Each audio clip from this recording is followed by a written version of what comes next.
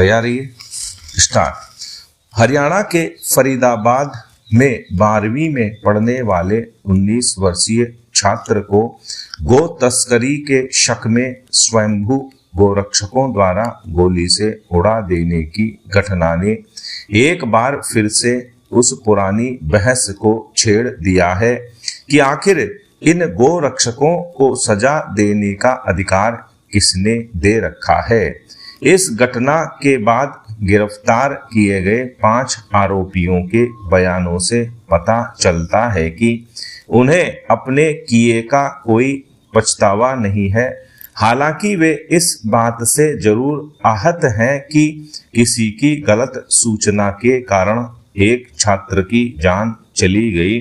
जांच में यह भी सामने आया है कि मारे गए छात्र के साथ कार में सवार एक अन्य युवक से बदला लेने के लिए संभवतः उसके विरोधी गुट ने आधिकारिक काऊ प्रोटेक्शन टास्क फोर्स को उस कार का नंबर दे दिया था जिसमें 12वीं का छात्र साथियों के साथ मैगी खरीदने के लिए मॉल की ओर निकला था।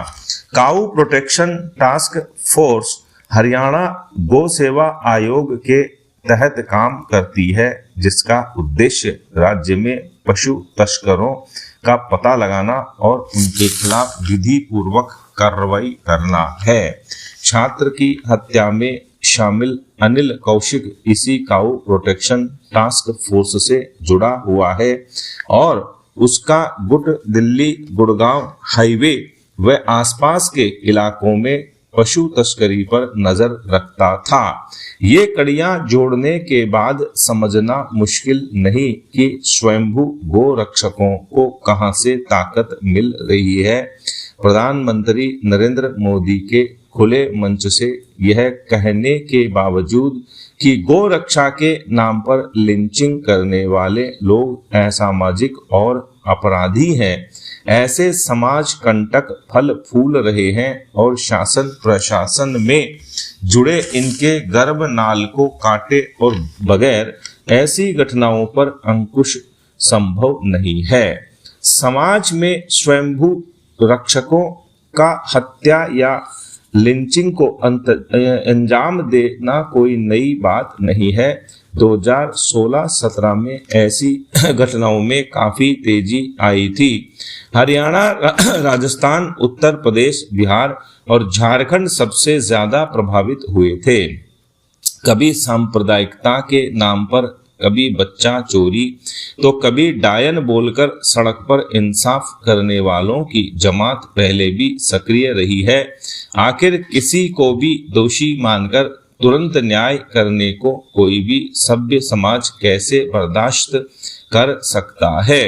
सुप्रीम कोर्ट ने 2021 में कहा था कि लिंचिंग के लिए अपराध की अलग श्रेणी बनाकर दंड विधान तय किया जाए।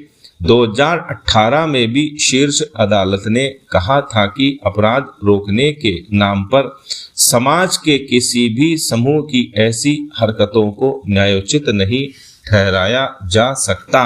इसके बावजूद समाज कंटक बंदूक लेकर सड़क पर न्याय करें तो पूछा ही जाना चाहिए कि हमारा संवैधानिक न्याय तंत्र क्या कर रहा है। पैरा यह बात देखने एवं सुनने में बड़ी अजीब लगती है कि राजस्थान राज्य पथ परिवहन निगम की ओर से 10 साल पहले रोडवेज बसों के लिए शुरू की गई ई टिकट व्यवस्था कारगर साबित नहीं हो रही है।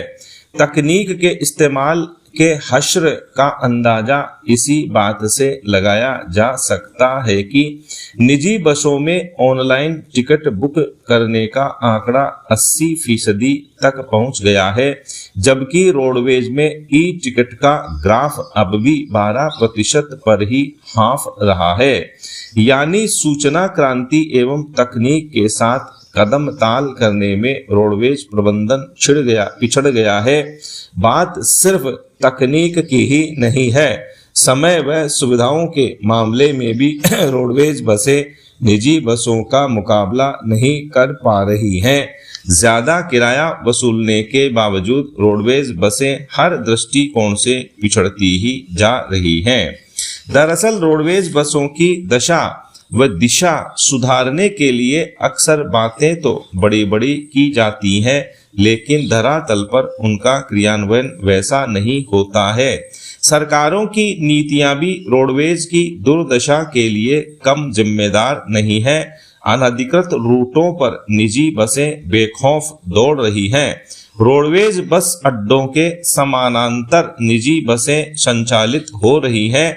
गिनती के बड़े रूटों पर रोडवेज की वातानुकूलित बसें केवल इसलिए चल पा रही हैं क्योंकि वहां राजनीतिक दखल है, बाकी रूटों का कोई धनी धोरी ही नहीं है। रोडवेज की खटारा बसों की वजह से भी यात्रियों का मोह भंग हो रहा है। इन तमाम तरह के हालात से तो यही लगता है कि रोडवेज बसों के प्रति यह बर्ताव जानबूझकर किया जा रहा है या फिर इसमें किसी न किसी तरह की मिली भगत है। रोडवेज प्रबंधन बजाय कोई नया प्रयोग करने के निजी बस ऑपरेटर्स की तर्ज पर ही इच्छा शक्ति एवं ईमानदारी के साथ काम करे तो भी काफी सुधार किया जा सकता है। साधारण एक्सप्रेस एवं वोल्वो आदि समस्त श्रेणियों की बसों में समान रूप से सुविधाओं एवं तकनीक का विस्तार इस तरह से किया जाए ताकि रोडवेज के प्रति ज्यादा से ज्यादा यात्री आकर्षित हों। समय के साथ बदलाव एवं तकनीक को अपनाने में हमेशा पहल करनी चाहिए। उम्मीद की जानी चाहिए कि रोडवेज प्रबंधन अतीत की भूलों एवं गलतियों से सबक लेते हुए सुधार की दिशा में सकारात्मक कदम बढ़ाएगा। तभी उसका लाभ न केवल यात्रियों को मिलेगा बल्कि रोडवेज के दिन भी बदलेंगे। स्टॉप।